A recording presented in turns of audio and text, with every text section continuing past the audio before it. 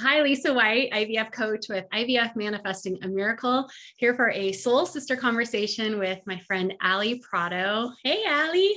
Hi, Lisa. I'm so excited to talk to you. Thank you for Hey. having me. Oh, thanks for being here. No, it's Yeah. amazing. Like, what a blessing through our fertility journeys that we've gone through to be connected. And we've never met in person. Yeah, but I feel like we have because we've done so many things together, and like you look so familiar and comfortable to me. Oh, Um, in fact, I was just saying you need to get on my podcast. Have you ever? I couldn't remember if you'd done it because I felt like you had, because I do feel like I know you so well. I haven't yet, but I've been a guest for your You have. Fertility Rally group. So You we'll have. do Thank that. you. But I want to introduce you to everybody. You're a journalist, an infertility warrior, the creator of Infertile AF podcast, the co-founder of Fertility Rally with Blair. And you live in New Jersey. I'm in Colorado. You've got two little ones who are 12 and 6, right? That's right. So what's unique about what you've gone through, and I haven't met as many individuals who have experienced secondary infertility, but I'd love for you to kind of highlight. There's so much I want to talk to you about, and I love that you've been so open in sharing your story. You know, both of us are really all about the raw, the real, being honest, and giving hope to people who may be still on this ride and searching just for some connection, inspiration, hope. And that's what I love about you. Same. Back at you. Thank you. So your first daughter, I know your first child ever, you didn't have any troubles getting pregnant with her, right? I did not. Yeah. Although I was like on the older side now, in retrospect, I know that now in terms of fertility and when things kind of start to drop off. I got pregnant with her when I was 34, which still sounds so young to me. Yeah. But there's that 35 age. I know. After that, it's considered like geriatric and all that. The worst term ever. Can I swear on here, Lisa? Of course. Yeah. Okay. All that bullshit. Yes. But yeah, so we just, long story short, we had moved from Chicago, where my husband and I lived for many, many years and grew up, to New York for a job. And once we got to New York, we didn't really know anybody here. And I had just turned 30, or I just turned 29. And I was like, I can't have a kid right now. I don't even know how to get to take the subway in this new city. But all my friends in Chicago were starting to have kids. So it's funny, I think about if I had never moved here, I probably would have started having kids earlier, just because that was what everybody around me was doing. Interesting. So then no trouble having ever, but you decided it was in your heart. You really wanted to, you didn't feel your family was complete, right? And yeah. You and your husband, Vince, kind of talked about it and were like, okay, do we explore this? And you had tried like a lot of different things, right? At that point, trying to get pregnant. Yeah, we tried for our second kid, but we didn't try until Ever was probably like 2.5 or 3. So again, I was like, at this point, she was 30, I was 35 when she was born. So now I was like nearing 38. So yeah, we tried. I did actually get pregnant fairly soon after we started trying for the second baby, but I had 4 back to back losses. And that was when I decided something was going on and I needed to see a fertility doctor. That is just, unbelievable. And so many people have experienced multiple losses. I mean, when you've had 4 in a row, like what kept you going? Like, how did you? I think you can probably relate to this and so many other people. I just like you said, in my heart, I didn't feel one. I didn't feel like I was finished building our family. I had this like innate like need. And once I started trying and it wasn't working, it's almost like it intensified even more. And I wanted it so badly. And, as so many people know, like when you want a baby and you can't have one, it's so sad and you get so depressed and, there's all these different feelings involved, but that was how I felt. It was like, what I know now is like recurrent pregnancy loss was what I had. And it was an egg quality issue because of my age. So once we did finally see the fertility doctor, who ended up being my doctor that I worked with, and I got so lucky because it was just very random. I'd asked a friend for a recommendation and they recommended Joshua Klein, who was amazing. And he became my doctor. And, he took a look at me and did the sonogram initial checkup and stuff and said, well, it looks like you've got lots of eggs. Like you have I remember he said it was like a rock star egg reserve for Mm. your age, but he said, you're just not having these, healthy embryos, and, the eggs that are meeting with the sperm are not healthy. So Getting you're pregnant, you're just having a hard time carrying. staying pregnant. Yeah. Staying So pregnant.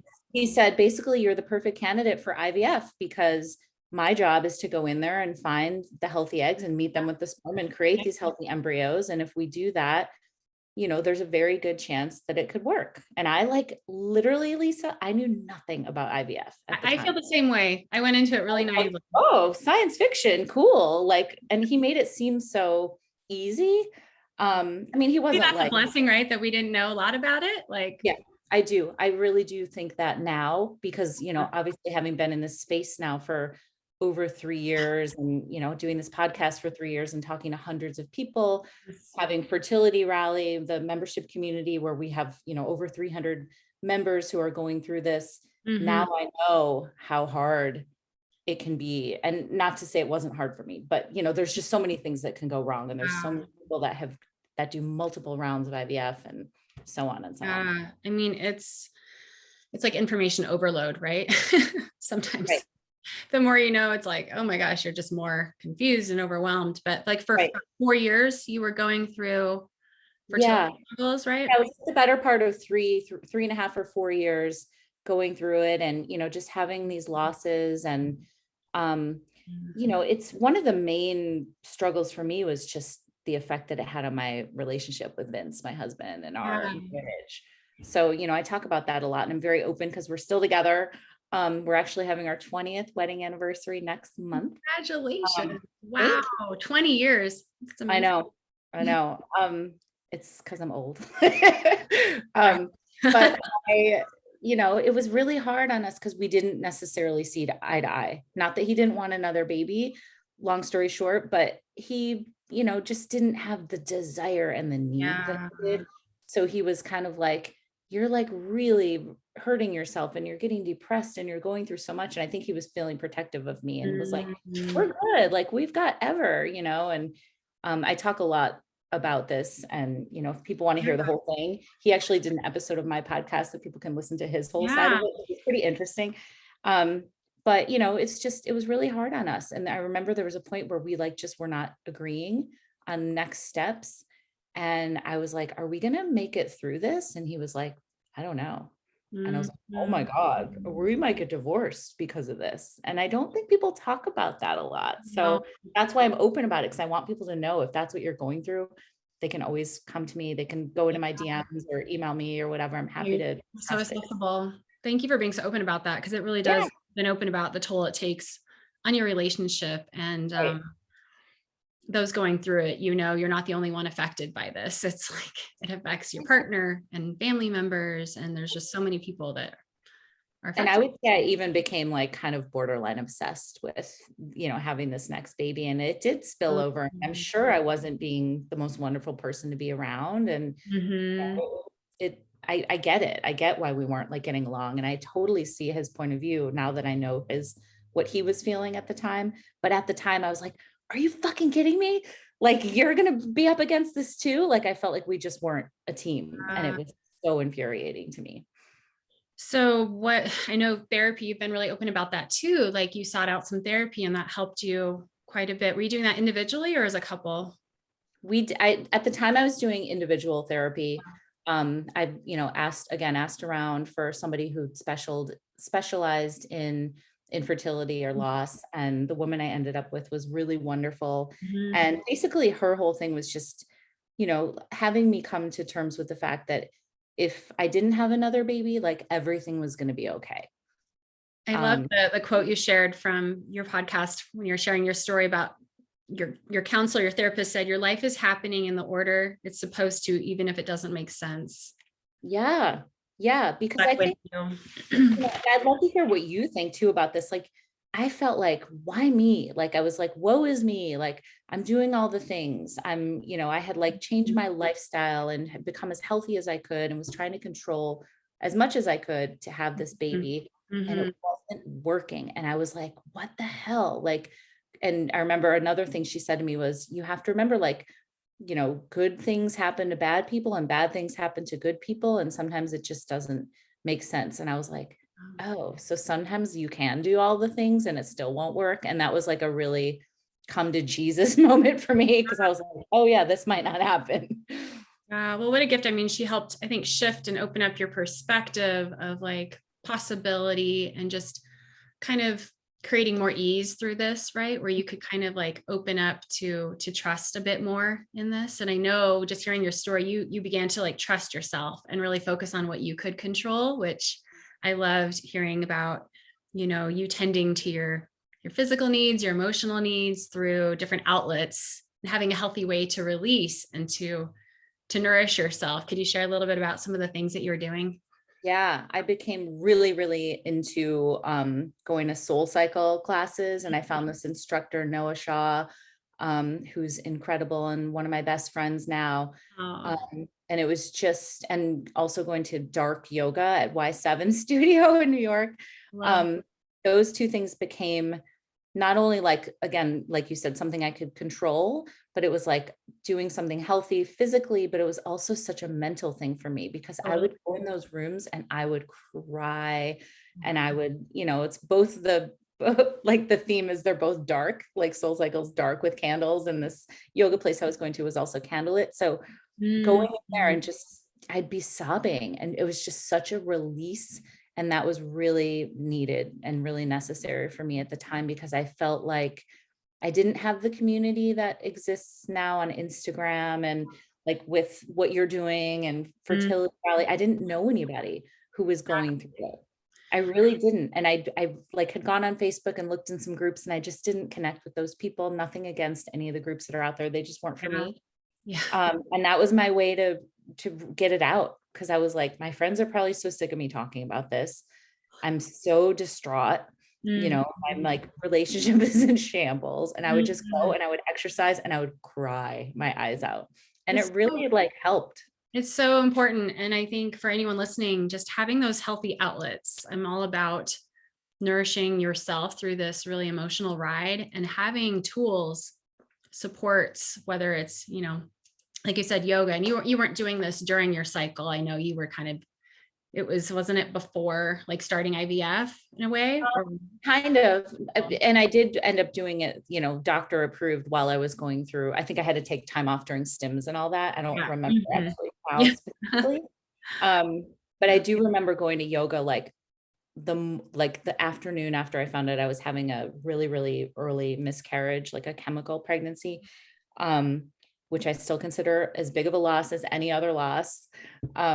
But I went to yoga and I couldn't stop crying. And I remember the instructor came over to me and she was like, "Are you okay?" Because I was like, I had like Kleenex and I was like blowing my nose, and I was like, "No." And then I talked to her after class. I was like, "I had a miscarriage." And you know, it was just like, I didn't know who else to turn to. I felt so alone.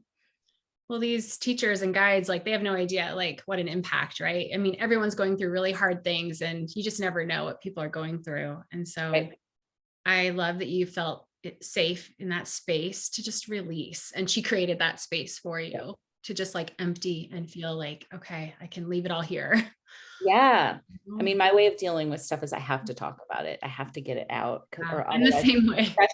Yeah, I could tell that with you. It's whether it's crying it out or write it out, talk it out, something. I mean, it's going to bottle up inside. So 100%. Yeah.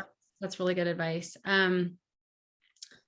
Gosh. So, you know, you too have always been open. Like I'm all about signs from the universe. And I want you to share your beautiful story about your son, Sonny, and the meaning behind a special song that appeared many times for you. Yes. So, I love that. And you talk about that in your book, and we've talked about this before too, like just signs from the universe. And I think for me, like when I was feeling so like rudderless and like fledgling that like, I kept like, you know, I was like, universe, like, what should I do? There were so many times too, Lisa, like throughout the journey where I was like, I wish someone would just tell me what to do. I don't know what to do next, you know, like it's so overwhelming. And You're at that point of just like breakdown where you just kind of do have to let go and surrender. Like, okay, yeah, I'm just, give me a sign, something. yeah. So I was like doing all the things like I was doing. Like, I remember I made my in-laws, we were in Florida, and I made like our whole family, including Ever and my husband,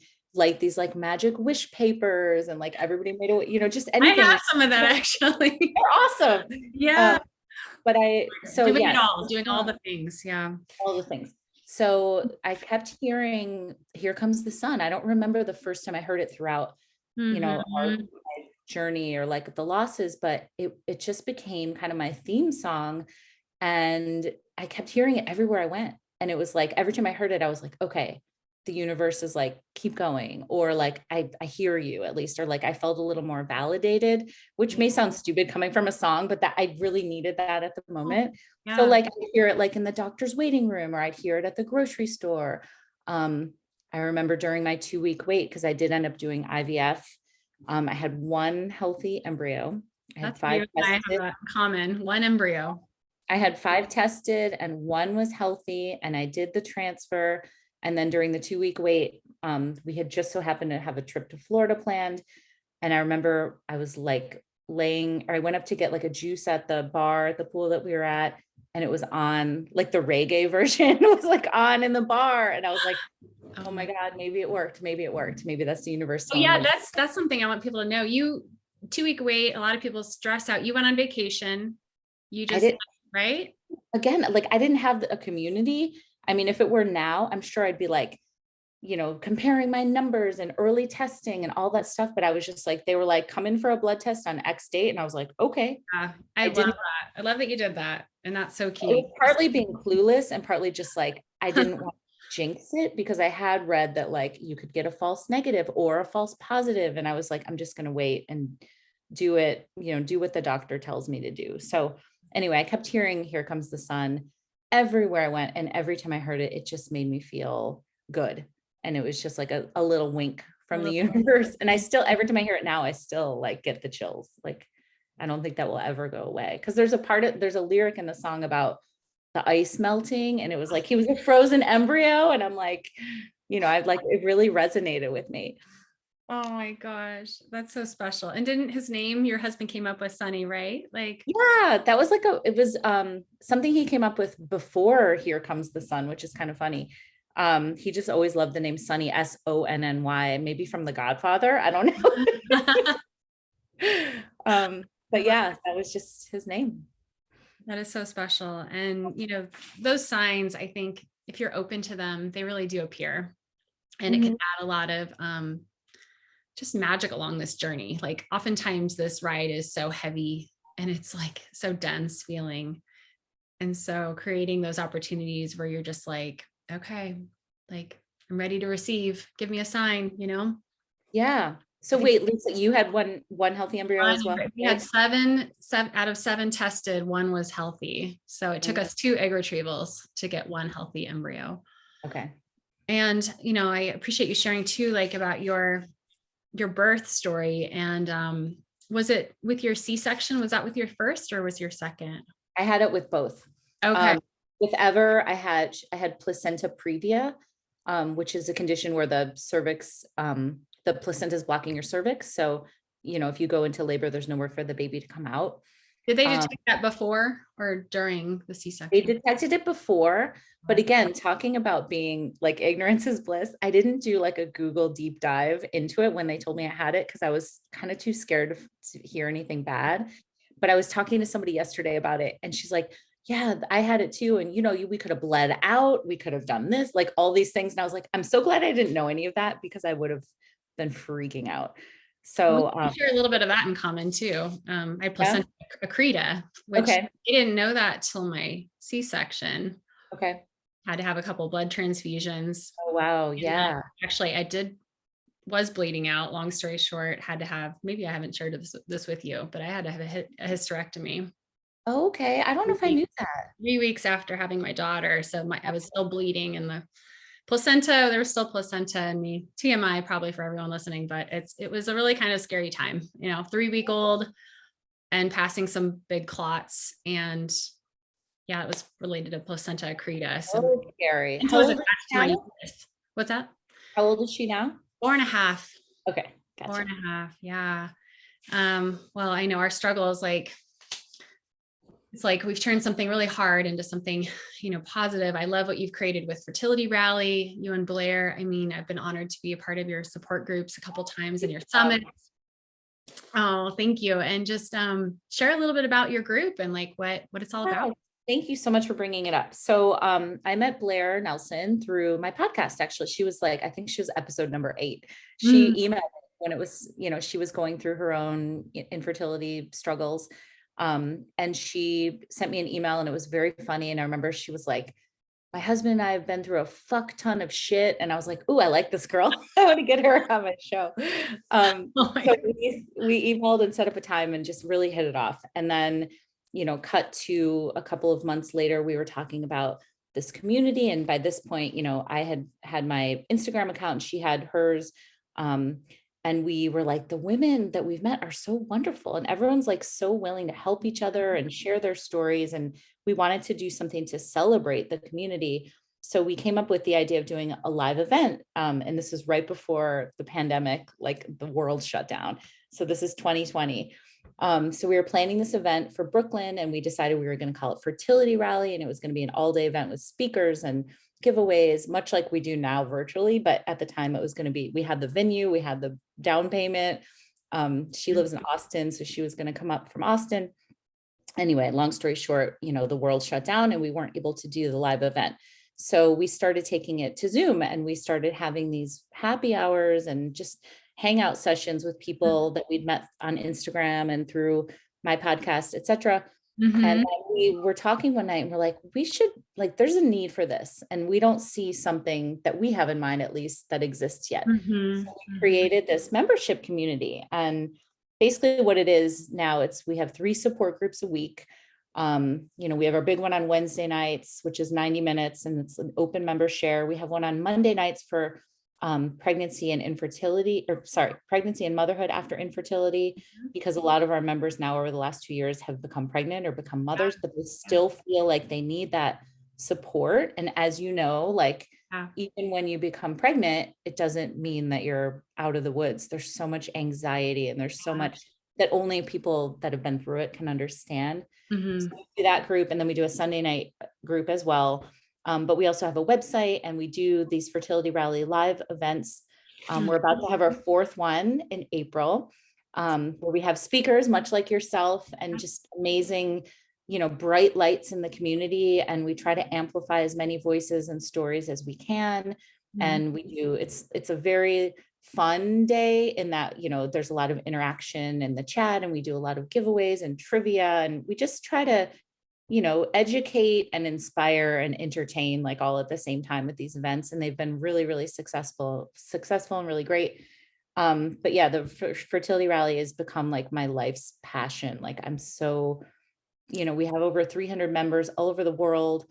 And these women are like my best friends now, like I care about each and every one of them. And so does Blair. And it's just become like the coolest community. So amazing. Like what you created.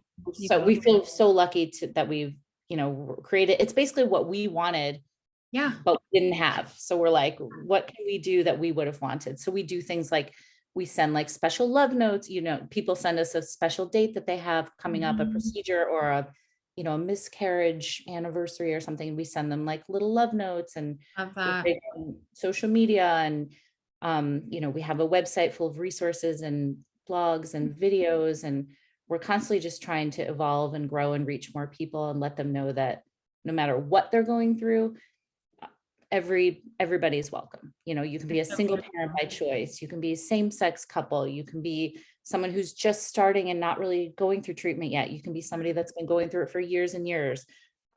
Everybody's welcome. We just want to support.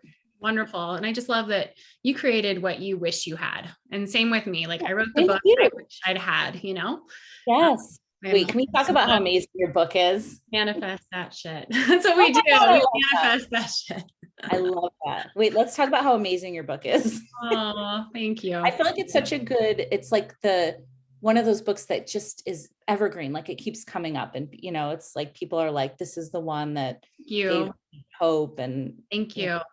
I'm so glad it's out there. Thank you. Yeah, it's Hold On Wish Baby. I had it.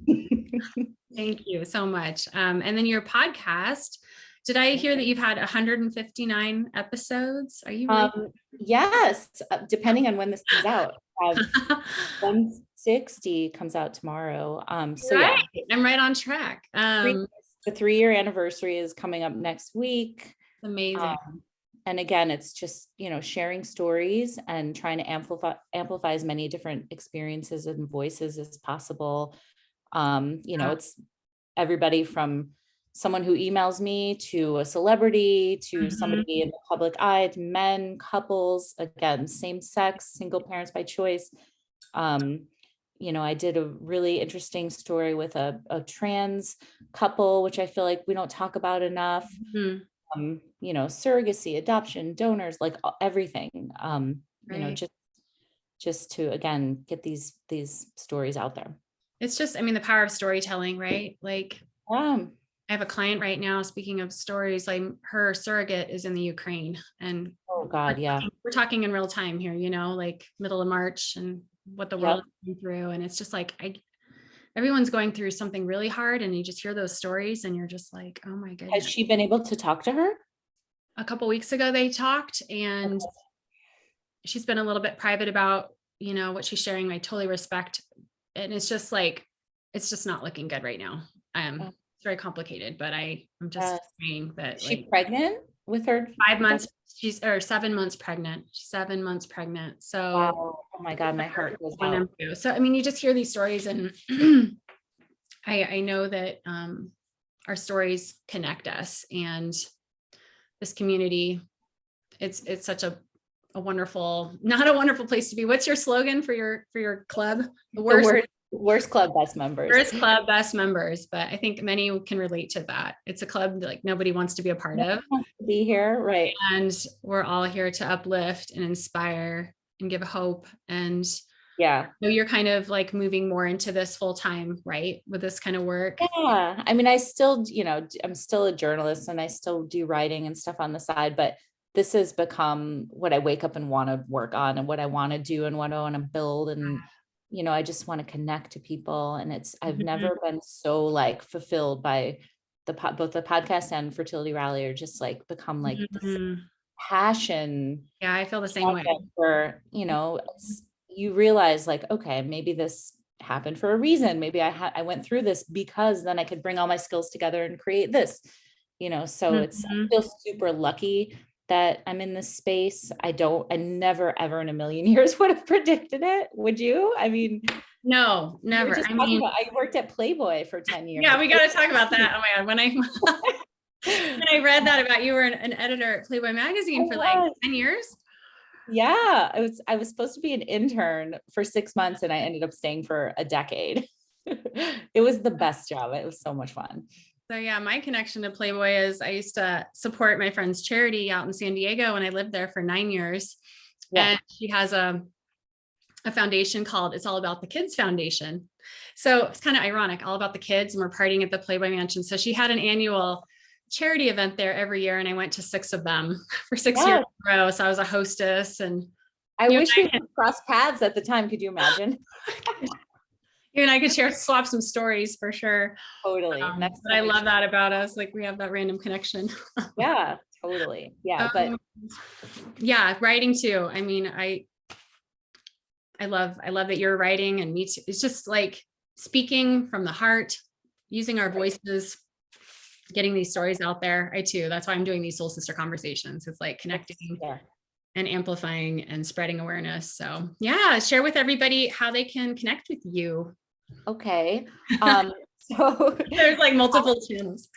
The podcast is called Infertile AF, and it's on all the platforms.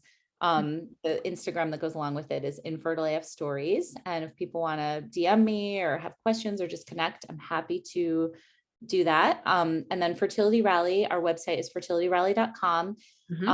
Like I said, it's a membership community. So if you want to join and come to all the meetings and do all that stuff, great. But we also have a website that's open to the public that has tons of resources and articles anyway.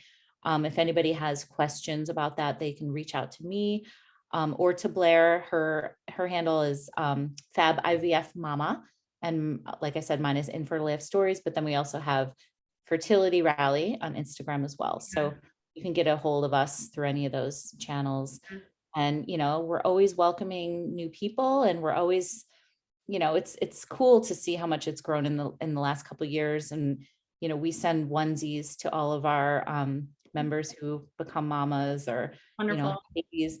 And it says, my mama rallied for me. And I Oh, just sent out 6 onesies yesterday for our next so batch. wonderful. Oh my Right. God. So Isn't it the best when you get those notices, like the new baby's being yeah. born, the announcements, the like, and Absolutely. But we're here for it. Everybody else as well.